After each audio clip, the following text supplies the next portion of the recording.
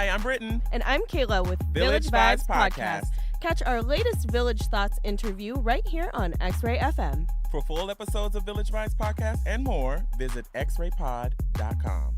Listen, think, laugh, and remember, it takes a village.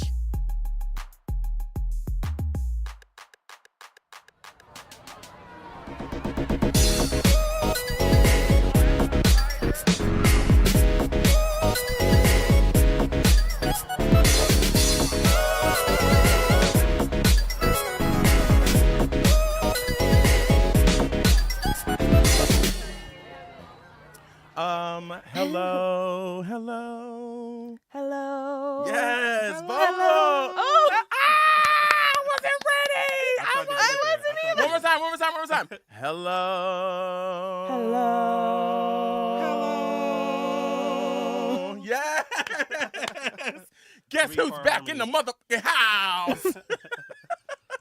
Okay. We forget your brother. So listen. My brother is I am not the singer. My brother's the singer.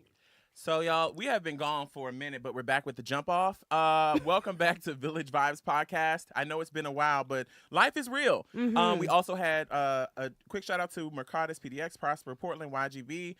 Thank y'all so much for having us last week. To everybody that helped us with our video work, our audio work. Jeff, Jonathan, there's one more J. Amanda. Rashonda, Justin. Natalie, Justin, yes, all of y'all who contributed to those interviews. Thank you so much. We love y'all to pieces. Yes. We're here. We're back in the studio. It's a little toasty. You know, summer is starting to come through, which is It's why I not had to wear that my toasty. silkness. Okay, fine.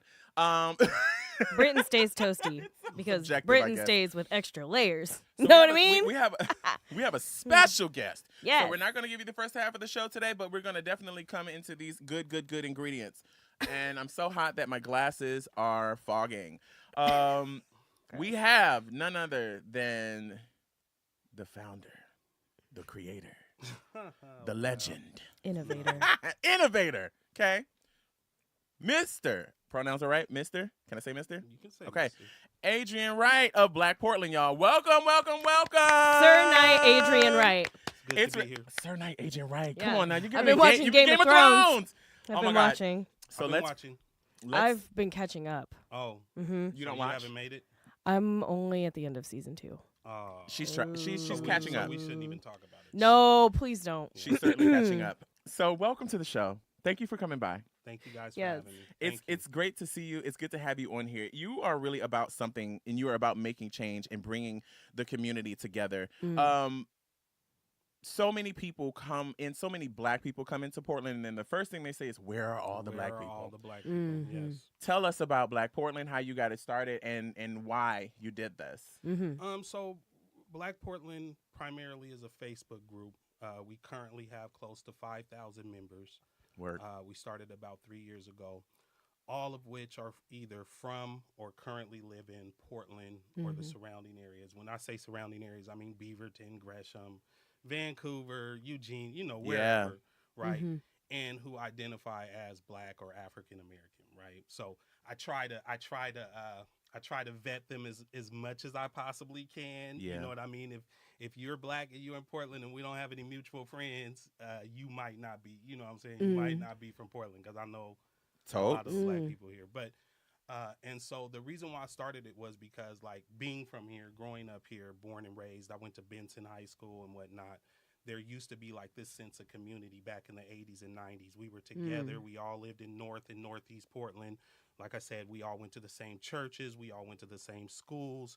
And we had this sense of family and this community and this togetherness. Yeah. That's what I grew up with. But as we, fast forward to now, through gentrification, like you were talking about before, again, the overall growth of the city is just getting bigger. There are just more people here. We're more spread out than we've ever been. That, in addition to all of the people coming here from out of state, people coming here from back east and down south for work and whatnot.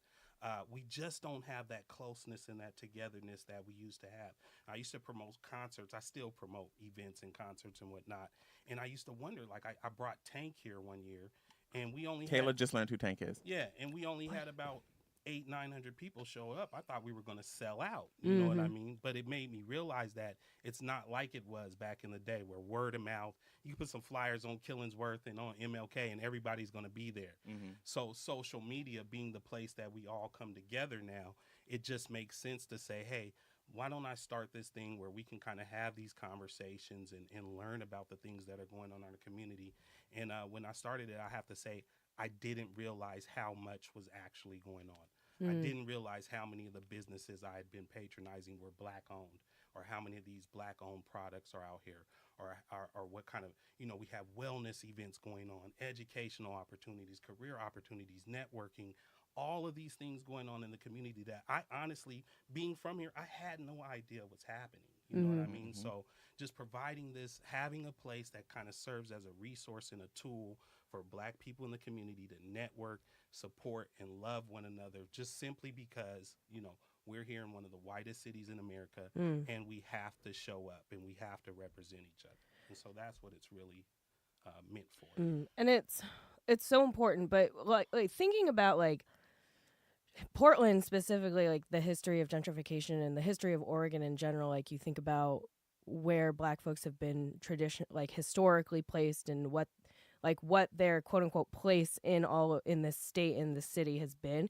Do you feel like, I don't want to say pressure, but do you feel like a higher level of like responsibility, like spearheading a movement or an organization, like a sense of community like this in a place like Portland, with your, based on your own experiences with Portland? And I mean, I'm trying to hold back from being someone who's spearheading this movement. What I'm more about is highlighting the great things we are already doing. There's no sense in me trying to reinvent the wheel or start another NPO when there's all these NPOs already out here.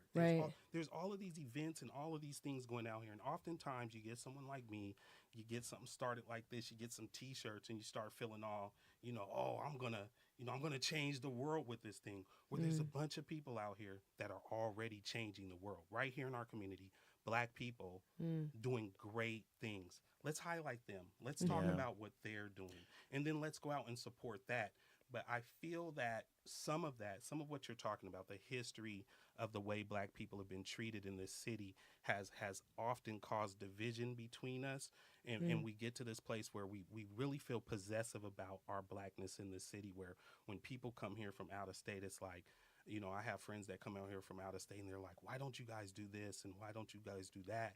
And the people that are from here get really defensive, like, don't try to tell us how to be, Black people or whatever. Don't try to come down on where we are. We've been here this whole time. So I'm just not trying to, I just want to support Black people and love Black people that are here in this city. And it's so funny you say that, because like this, particularly with things about division, particularly with these experiences where people come in and make suggestions about how you should be running things. That was one of the things that I actually learned this week, because I understand in part a defensiveness, because here you are bringing a hub, a space for people to build community. And one of the things that I took away from this week is that, like, I am all for receiving something that you want to say to me or to help me build. I give me the space to hear what you're saying, process it, and take the pieces that work for me. But the other half of that is also things like doubt and fear has set in. You know what I mean? Like when somebody's like, you should be doing this, and how about this, and asking me questions, and like it gets a little agitating. Yeah. And so I mean, it's like I don't want to be defensive, and I'm mindful of how I'm going to respond, especially now. Thank goodness for therapy. Right. But how do you deal with that? When you have people who, because the thing of it is that like we get criticism and feedback on what we should be doing all the time. Yeah. And I just want to be like, I appreciate your input, but what are you doing again? Yes. And I appreciate your help, and I know it's coming from a good place, but if you don't have a guideline for me to follow and you're just coming at me, right.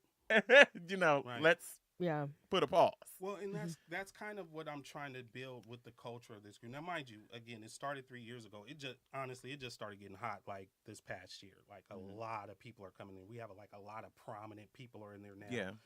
So it's changed, it's evolved, right? So when it started, there was a lot of drama, a lot of, I've been a part of groups like this that are geared towards the Black community in social media spaces before. Mm-hmm. And a lot of the times they're a litmus test for your Blackness or for your woke level, Mm. right? So you come in there, and if you're not speaking the right language, you don't have the right political or social perspective, then you start getting, ostracized in the group, right? Christians, they say, hey, I'm just going to pray for you. Pray, white Jesus, you with the white man, get out our group. You know what I mean? And so I've been in groups like that. And listen, look, I'm not going to the rally, okay? Mm-hmm. Some people go to the rally. Mm-hmm. I want you to go, and I understand the importance of the rally. Yeah. But I'm not going. Mm-hmm. You know what I'm saying? Because I'm about my kids and my family and my job, etc. Right? Mm-hmm. So, but at the same time, there's a dude right now that has a vodka company. It's a Black dude. I'm gonna go buy his bottle. I don't drink vodka, but because I know there's Black options out there, I'll choose those. But I don't want the group to try to dictate to me how I should express my Blackness. And if I allow the group to start going down that path, we're going to lose this high level of engagement that we've had over this past year. And that's one of the biggest issues that we face, I think, as a Black community, is that we pick at and we decipher how your Blackness is going to be received and what is worthy. Yeah. And Black just looks different. Everybody, and it gives people this notion that like all of us are the same, or that we can't enjoy anime, or that we can't enjoy comics, or that we can't be an engineer, or that we don't want to be anything other than a basketball player, singer, rapper, whatever. Right. One of the biggest things that I struggle with these, and that I've noticed in these, not, I don't think I've seen it in Black Portland, but there's the homophobia. Yeah. The non-support of LGBTQ plus persons.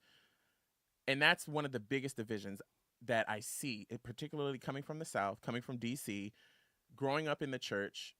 These were all elements that we were told were evil, were involved molestation, we were just bad people. And it really frustrates me because I don't get to be a part. I only get to be a part of certain groups, right, as just a Black person. But you won't receive me as a Black LGBTQ plus person. Right. How do you process that? Is that something that you've been put on notice about, or that you've recognized? It's been tough because there has been, the group has been accused of a lot of misogyny, and there have been things that have been posted in the group that have been reported. Okay. I had some LGBT people in my that were moderators in my group at one point, and I think that it was just that everything they did was about the LGBT community in the group. And so what they would do is they would use this is my opinion, they would use their position as moderators to kind of leverage their opinions, right?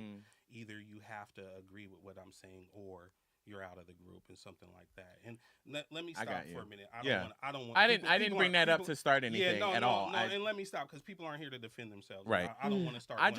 But there have been. I had to learn, right, because I have a Christian upbringing, and even though I'm not religious like that anymore. It took a long time for me to understand some of the things that I was saying was offensive when I never took them as that way. Okay. And so I think that because of that stigmatism in the Black community, which I think is primarily religious based, whether it be Kemetic religion, Christianity, or Israelites, or whatever, they are all homophobic religions. You know what I mean? I think that it's hard to have those conversations without someone getting offended. And so I was allowing these posts to take place in the group, and then people were saying, well, what this person said is harming me. And my thought process at the time was, well, if you're going to bring this discussion up, then you have to understand that there are going to be some things that get said that are going to harm you. You see what I mean?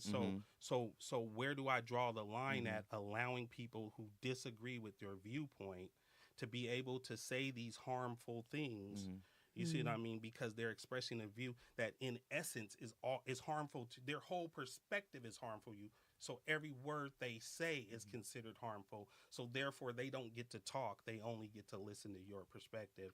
I didn't think that was Right. I just think that that's just a value that we need to take in as a community. If we're going to really build together and grow, we need to be inclusive of one another. And we need to, outside of that, there just needs to be conversations that need to be had in these families in order. As Black people, we've been divided. You know, there are so many other groups out here that know how to work together. The only ones, the ones that do not do well, and my mom taught me this growing up, is the Black community. We do not know how to really come together and build together and really support one another. But I do think that part of that is because that's what we're always saying. And what I've tried to do is I've been trying to limit some of those posts that say Black people don't do this and why we need to do this, and the problem with Black people is this, and we ain't gonna never make it until we start. Well, there are a lot of Black people that I associate with that are working together, that are networking, that are supporting. Why don't we?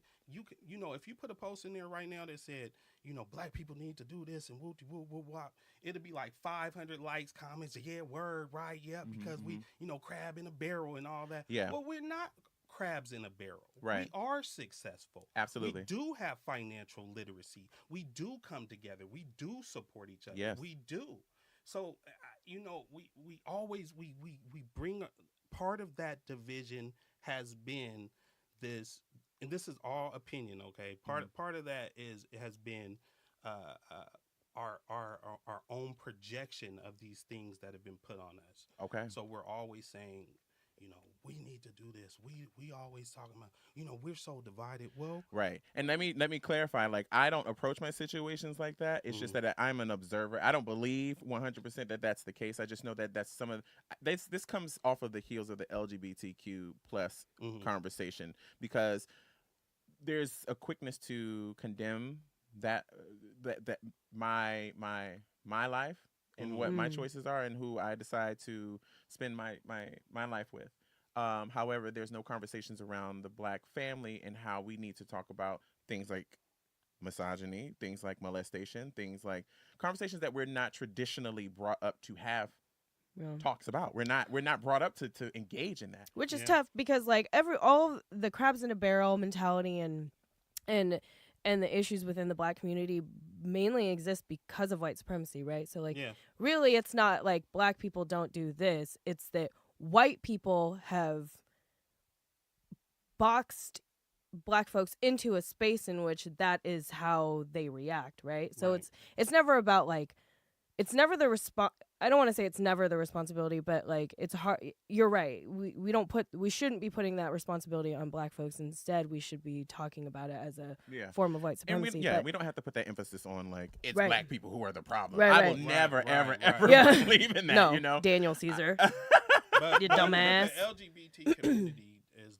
I think they don't get very much acceptance in the Black community. Right. There's a lot of misogyny and it's just that something ingrained in the Black community, which is too bad, because then there's a lot of racism ingrained in the queer community too. So it's like y'all get it bad both ways. Y'all get it bad in both your communities. I'm just saying my whole point, and we'll move on from this, is that like just that feeling included and feeling like a part. I won't ever get on my soapbox and over talk nobody or try to preach a message or anything like that, because I want to engage with my community as a whole, but I don't want my being gay to be a reason why you decide not to speak to me. Because, you know, I roll up and I post up and I be like, hey, what's up? How you doing? Right. You know, I think we're getting better. It's improving. Absolutely, 100%. I know we are fully capable of making it happen. And I absolutely believe we can make it happen, especially when we have people like you who are out here bringing us together and wanting to build a hub for us to feel safe in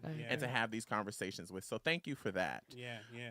So along those lines of like this conversation about, you know, like folks who are coming into the group and saying things, what do you feel like that's the biggest challenge? Because working with social media specifically in order to kind of like, you know, you're just using the Facebook group to like give out knowledge, you know, talk about stuff that's already there. Yeah. But just create a space for it. But along with that comes all of the other shitty, dark things about social media where, like you were talking about the vetting process. Tell us a little bit about what it's like to run a group like this that's really just meant to be uplifting on a dragging place like social media. It's so difficult. Anytime you get 5,000 humans in one place. Right. Yeah. There's going to be Game stuff. of Thrones. And Heads being chopped. hey, it's been tough, and I've made mistakes. You know what I mean? Mhm. I've let people in the group I shouldn't have. Ooh, I what's let- the biggest mistake you've made? I think the biggest mistake that I made running the group is trying to make it some type of a righteous zone for people to just say whatever they want, regardless. And I just, I'm not going to censor anyone. I'm just going to let people say what they want to say. And his opinion, her opinion, that's a mistake. At the end, listen, it's a Facebook group. Yeah, for sure. It's not a political party. It's not an organization. It's not a business. Nobody's going to sue me for taking their constitutional rights. You can easily go out and start your own Facebook group and talk about whatever you want. Absolutely. So I used to be hesitant to kick people out or mute people based on what they said because I don't want to look like this guy who's trying to censor opinion. Right. But that's not what it's about.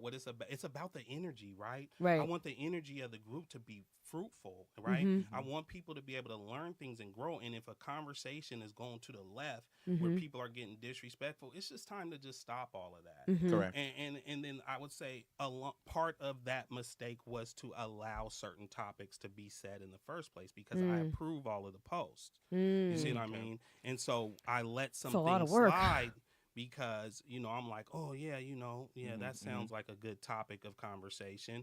I'm going to. So now I've started to take the approach like if you're not providing any we've all seen the Malcolm X ballot in the bullet speech. We all know James Baldwin. You know what I'm saying? Everybody hates Trump. We get it.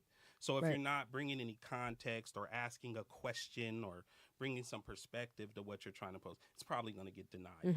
Or if we've seen it, 100 times. Right. But like I still, from time to time, will let an R. Kelly post drop in because I like to. Sometimes I want the smoke. Sometimes I want the smoke. Okay. You know what I'm Thank saying? you. We can support that. Thank you. I think everybody can get behind that. The R. Kelly memes are funny. I'm just You saying. can't deny. I'm just saying. Now, with that in mind, do you have a team or are you just doing this on your own? A team. I have a team of people that are helping me, but we're all so busy, man, that running a Facebook group has never been our primary thing. Okay. You know what I mean? So it's a learning process. But yeah, I do have a team. Right now, what my team is working on is just finding ways to collaborate with community organizations so that we can highlight them in the group and bring more attention to what they're doing. Because again, I don't want it to be about this Facebook group or about this social media type movement. I want Black Portland to kind of be an identity that we can all relate to. I'm Black. I'm in this area, and I want to commune with my people and figure it out. So right now if you don't mind, I want to plug a few people. We're working. Go for it. The Black Community of Portland, which is a nonprofit organization. They're just some righteous people, man, that are doing a lot of good work. They have the Little Africa School every Saturday where they do, Black history education for kids. They just do so many good things. I can go on. So those guys, I really want to give them a big shout out. Anything someone can do to help them. Black Community of Portland, which is different than Black Portland, and they don't like getting confused with that. Yeah. Okay. That's real. Also, there's a young lady, Abibot. She does the. We just met Yeah, Abibot. we did. I love her. Come we on. interviewed her for the Mercatus Momentous. PDX line. Yeah. That's what I'm saying. She's great. The Bloom Fashion Show. We got involved with that. People get a 15% discount if they put Bloom BLK PDX as the coupon code. So Yes, I'm gonna need that because I went on that website to try to get some tickets, and I know we on this show looking cute, but I'm broke.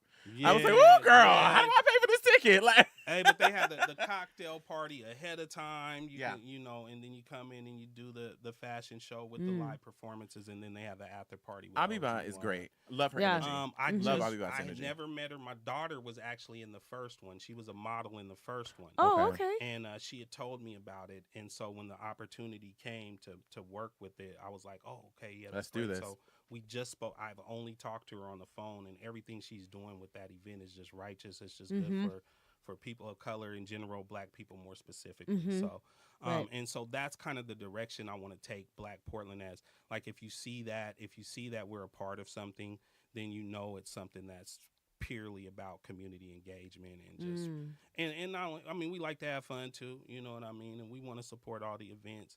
But it's like I said, like I can't support everything. Like Sure, I go to Stupid Burger because I know it's black owned, but I can't go there a lot because I got high blood pressure. hell yeah. You see what I'm saying? And I've seen Yeah, that. yeah, yeah. I've seen how Yeah, big yeah. that burger You is. know what I I've mean? seen that burger. Yeah. Huge. So as much as I want to support, at the same time, I gotta be, you know, I gotta be careful. But it's about knowing the options are out there. Yeah. I've seen Absolutely. in the group where someone says, "Hey, I just moved here from Chicago. Where all the black people at?" And that thread ends up saying, "Hey, it was great meeting you guys last night. Thanks for having me out." Yeah. You see what I mean? And it's that kind of thing that I want to keep going. You know. And so- On that, I asked you what you felt like your biggest mistake on social media was with the group. Yeah. What's your biggest success, personal or career Stealing or my question. Stealing my the question. biggest success of the for with respect to Black Portland is just the number of people that, you know, I don't go out there. People see me with, you know, I don't go out there and be like, I'm started Black Portland. I'm that guy. But when people find out, man, the things that they say, yo, I never knew. You know what I'm saying? I didn't know so and so was going to be in town. I'm so glad, you know. Oh man, I go to the group all the time to find out what's going on in the city with Black people. That's the success. That was the goal, and that's what's happening. And I just want more and more people to get involved. And I just want to start. I want to kind of start tapering off from some of that. You know, there's so many different platforms where we can go have these controversial conversations about this and that and the other. But I just really want to start doing a lot more. Hey, this is what we. But at the same time, you run the risk of it becoming a bulletin board and no one paying attention. But so. I've realized in a lot of what I've noticed in groups is that people have clear like guidelines on what is, you know, acceptable and unacceptable in these spaces, and it's very clear that you're saying like, here we unify. Yeah. And this is what this message is here. Yeah. And with that in mind, and a little bit of piggyback, I guess, off of Kayla, what is your personal mantra for success? My personal mantra for success. Hey, it's so it's funny that you ask because we've been talking about this a lot. Me and my brother, me and Ronnie, is leaving a legacy, man. It's generational wealth. It's educating my kids about financial literacy and credit. Say that again. Say it again. Say it louder. Educating my kids about financial literacy and credit. If you ask my kids right now, what are the three? I swear to God, if they didn't, they would all get slapped. I'm telling you. And we talking about from 26 to 10 or to 12 is my age range for my kids. The three most important things in life, they'll say God, family, credit. You see what I'm saying? And when I was young, you know, God bless my mom and dad. I love them to death. You know, they, you know, whatever. But they didn't take the time to tell me, yo, listen, you know, this is what you need to do. You know, don't get that credit card. You know what I mean? Don't buy that car. Don't do this. Yeah. Save your money, etc. So my success is handing down that legacy to my children. I was thinking about this on the way here because we talk a lot about Black Wall Street and about a time when Black people, they always say segregation was better for us because, you know, Black people, we owned our own stuff and we owned our own. But that was true, but also what's true about that is when you had a corner store, your kids worked in that corner store until they were old enough to take over that corner store. You owned your home, and then when you passed on, you passed that home on to your kids. So now your kid has a business and have a piece of land. You see what I mean?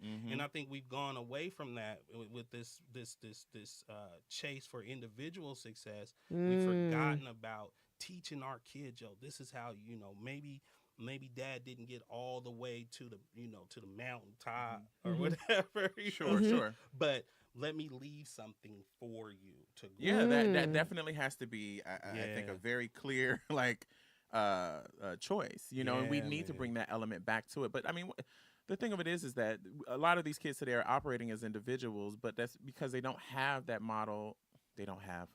I'm not sure if many of them are seeing the model for understanding, like, passing down generational wealth and building is a part of that. And when you go back to Black Wall Street was burned down.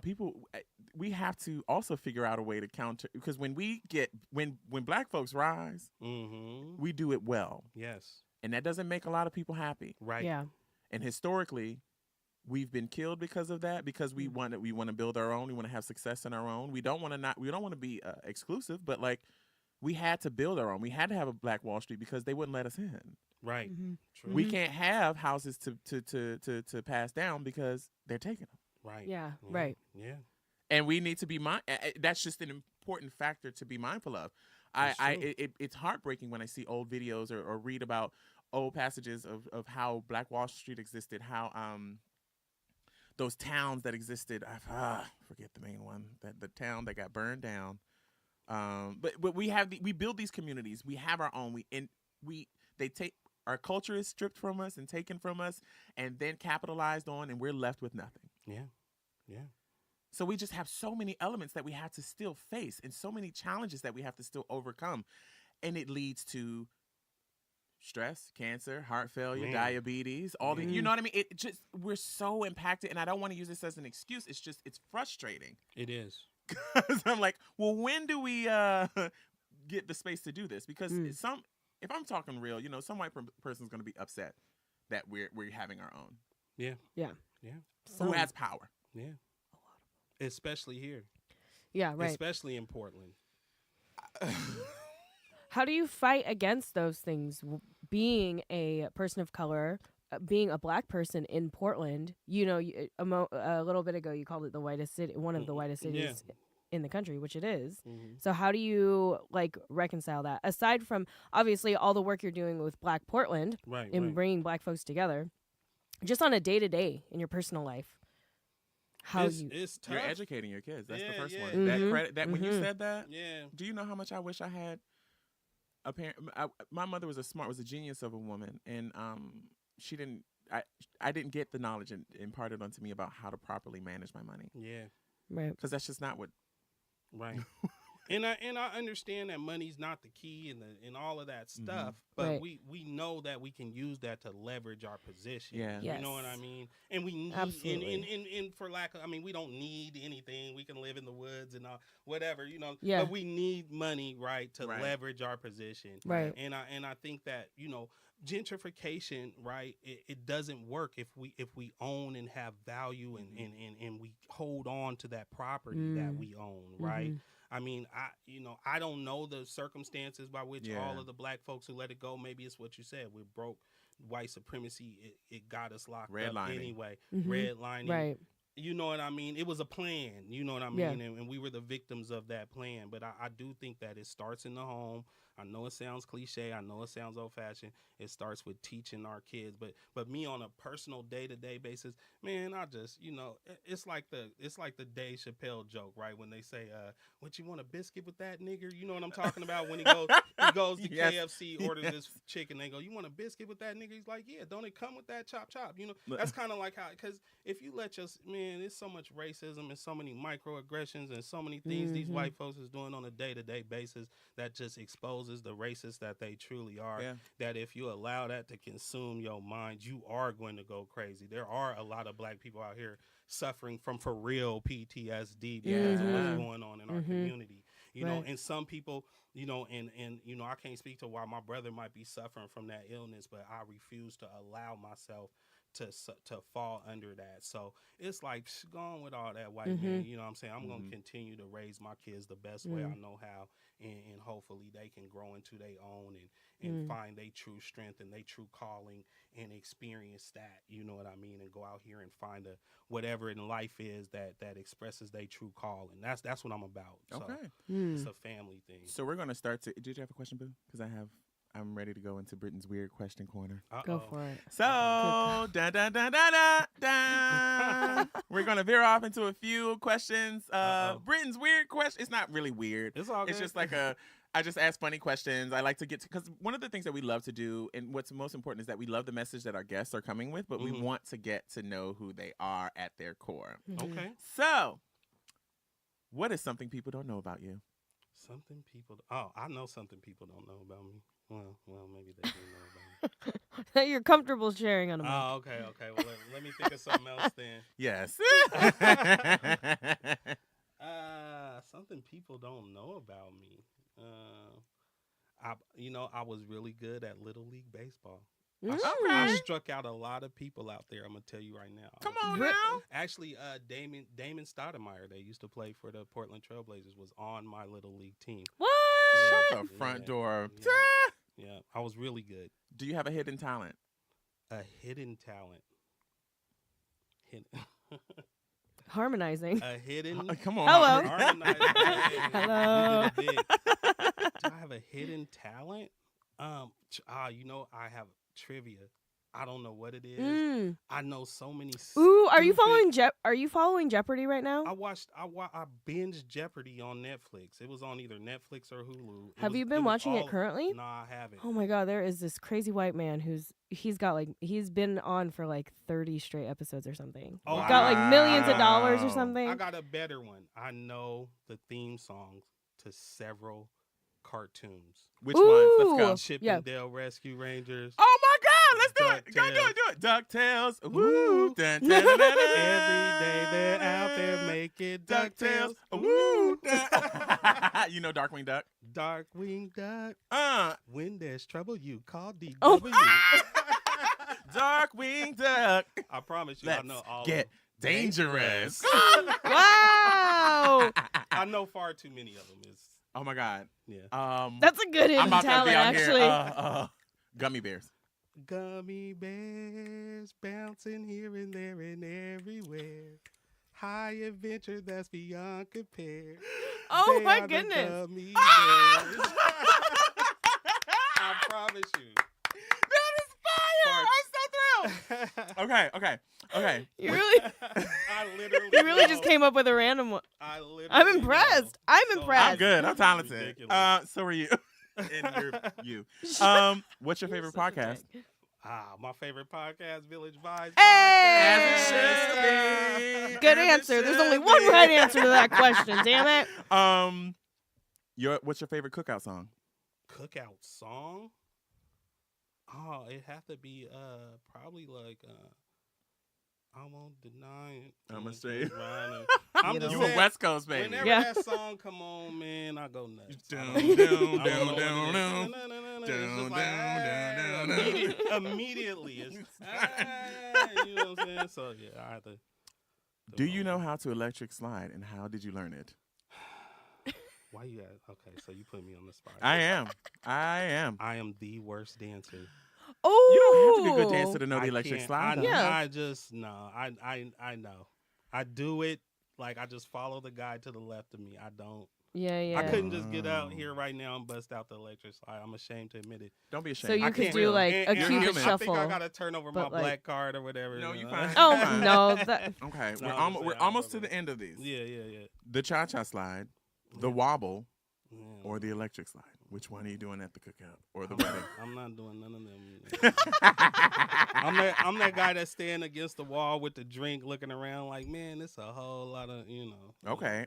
Oh, you just observing I'm just and judging. observing. Ooh, People- Judging. shade. people watching. Okay.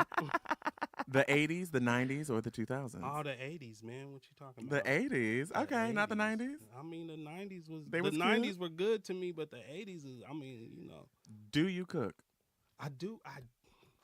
I can, but I don't, because my wife is such a better cook than me that she always Oh. cooks. Okay, well, what's like your signature dish? Like when you do cook? I do a good pulled pork taco. Mm. So I do- You're having like 4 recipes. Yeah, well, I got a lot of kids, man, so we got to cook big. So I do a huge Like a pork pork butt? roast. You know what I'm saying? Mm. Pop that in there for Pork like butt? 6-7 hours. You know Pork what I butt. mean? So that's probably my best move. Okay. Okay, you have it. I'm done. That's Britain's Weird Question Corner. Thank you for singing those songs. Yes. This question- Do you know Disney songs too? Nah, not really. Okay. Like not the like the Disney movie musical type Yeah, stuff. yeah, Nah, yeah. but I don't know why. I just know all those cartoons. Do you remember the Uncanny X-Men intro? Yeah, of course. Yeah. Right. There were no words though. There were no words.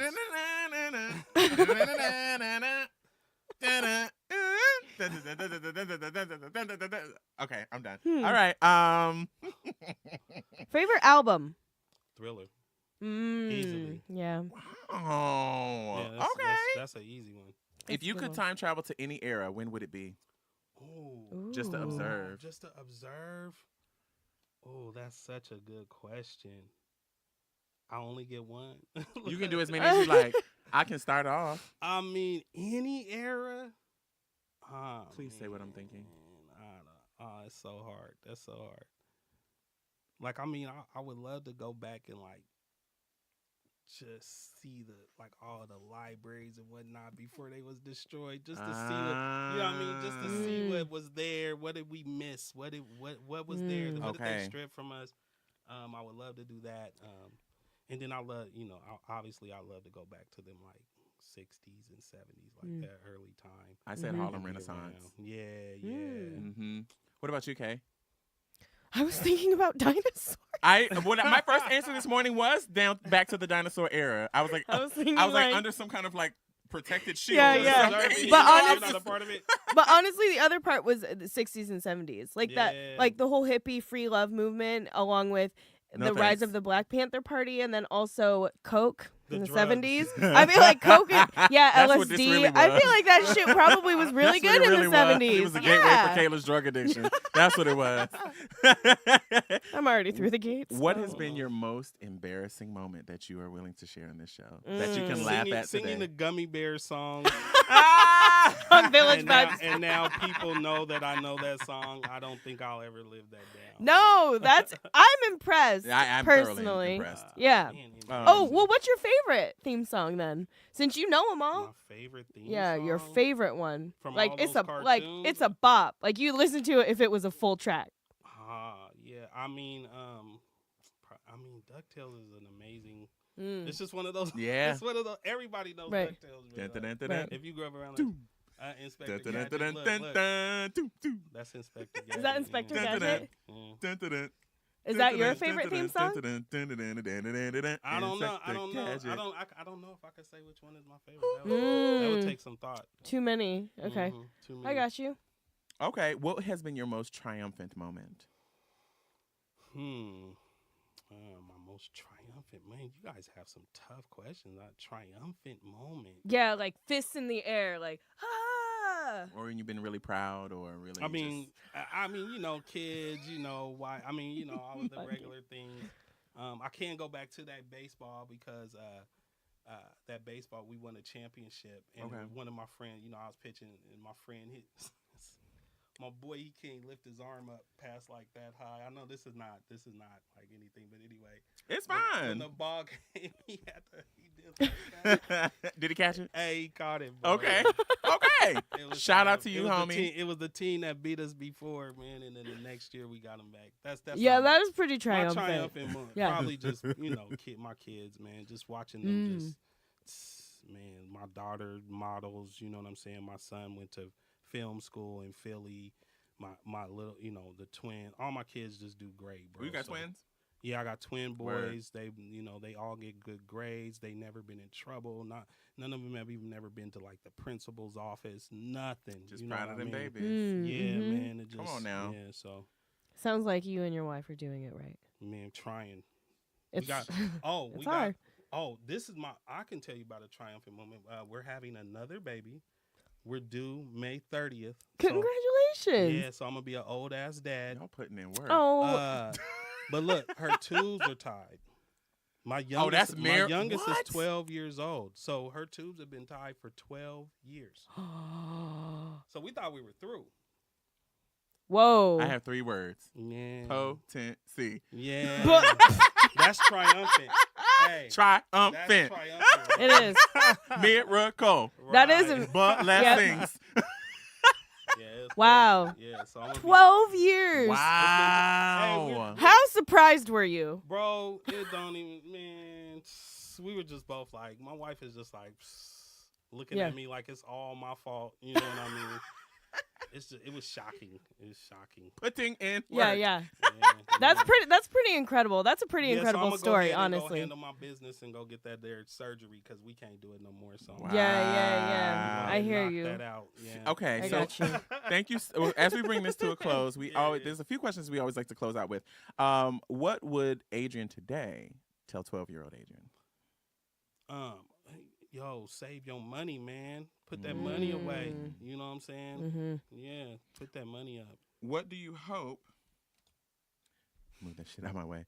What do you hope 2030 Adrian Wright will have achieved?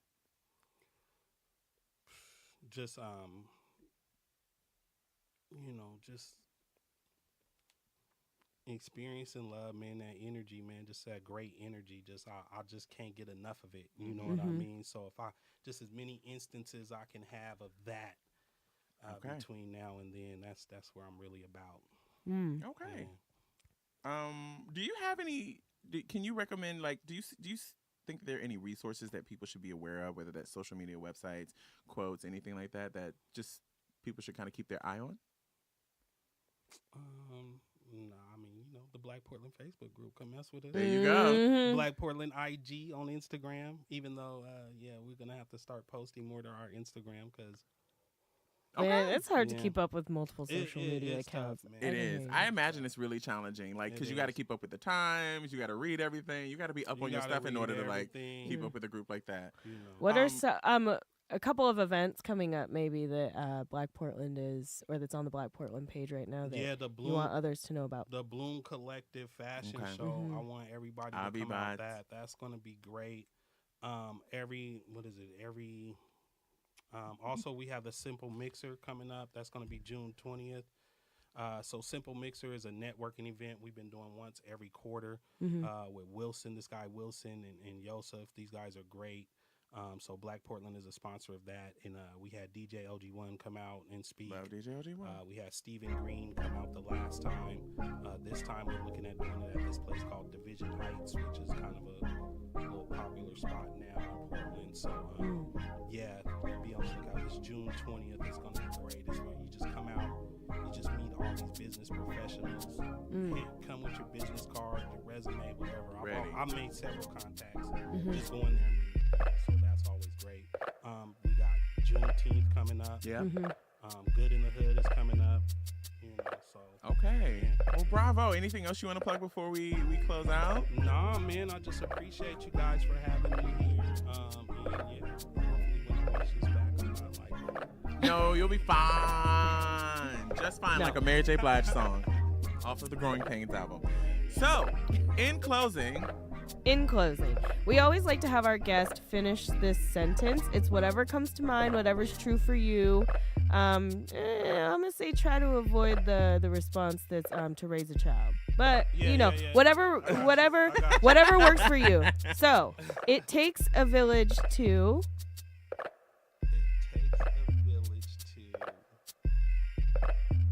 It takes a village to either destroy the village. Hey. Okay, I receive. That's on brand. That is on brand. Well, thank you so much for stopping Yes. by. Thank you, Adrian. We appreciate it. Shout out to Ronnie as well. Shout out to Latanya as well. Hey. Saida, my fake cousin. Shout out to fake cousins everywhere. Yeah. I love it. Faux cousins. All right, y'all. It takes a village. Thank you, sir.